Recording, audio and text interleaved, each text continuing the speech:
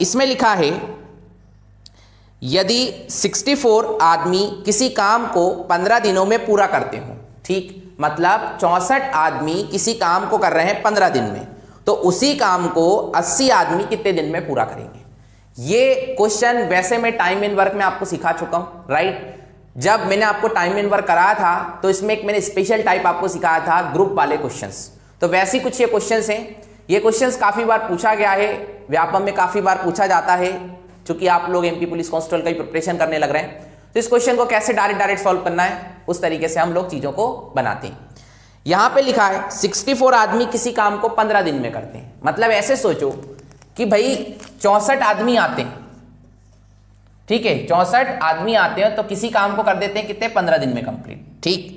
फिर कह रहा है यदि मान लीजिए मैं 64 की जगह आपको कितने आदमी दे रहा हूं, 80 आदमी, तो बताइए कितने दिन की रिक्वायरमेंट रहेगी या कितना दिन लगेगा। तो बस आप इतना सोचा करो कि men into day equal to constant होता है या men into day equal to work होता है। मतलब काम तो सोचो ना, चाहे ये पार्टी करे चाहे ये पार्टी करे, ये तो सेम, सही है कि नहीं। तो 64 आदमी यदि एक पर्टिकुलर काम को कर रहा है और वो काम ऐसा मान लो कुछ भी, ये एक दीवार है इतनी लंबी चौड़ी, इसको बनाना है, तो इस पूरी दीवार को बनाने के लिए यदि 64 आदमी आएंगे तो 15 दिन लग रहे हैं। तो यदि मान लो आप 80 आदमी भेज दोगे तो सिंपल सी बात है 15 से तो कम ही दिन लगेंगे, क्योंकि आपने आदमी कितने ज्यादा भेज दिए, 16, सही है कि नहीं।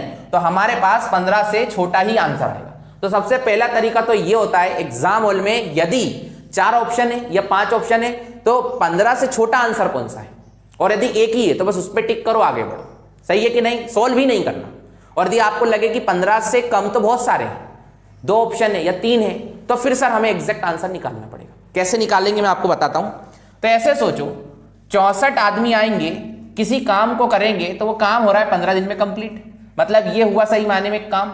और इसी काम को यदि 80 आदमी करेंगे तो कितने दिन लगेंगे, तो हम मान लेंगे सर डी दिन लगेंगे, डी मतलब डी डेज, राइट। अब बस सर इसको सॉल्व करना है तो हम सॉल्व कर सकते हैं। इसको हम काट देते हैं कैसे, 5 से, तो ये होगा 5 तिया 15 और ये होगा सर 5 एकम 5 और 5 छके 30, सही है। फिर इसके बाद इसको काट देते हैं, 16 चौक 64 और 4 इंटू 3 होता है 12, तो सर कितने दिन लगेंगे, टोटल 12 डेज। फिर से मैं कह रहा हूं इन क्वेश्चंस को सिखाने का मकसद मेरा क्या है, फिर से ध्यान से समझ लीजिए। एग्जाम में क्वेश्चंस आते हैं और आपको सॉल्व भी नहीं करना है। सबसे पहले भाषा को समझना है क्या है, ये जो इंफॉर्मेशन दी जाती है ना, इसी से चीजें क्लिक हो जाती हैं।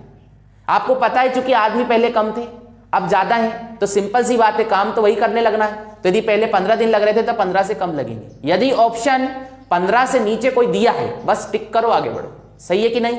और यदि 15 से नीचे मतलब 13, 14, 12, 11 ऐसे ऑप्शन में कुछ इंफॉर्मेशन दी गई है ना, डेज दिए गए हैं, तो फिर हमें सॉल्व करना होगा और सॉल्व हम ऐसे करें, राइट। उम्मीद करता हूं मेरी जो बात थी वो आपके समझ आई होगी।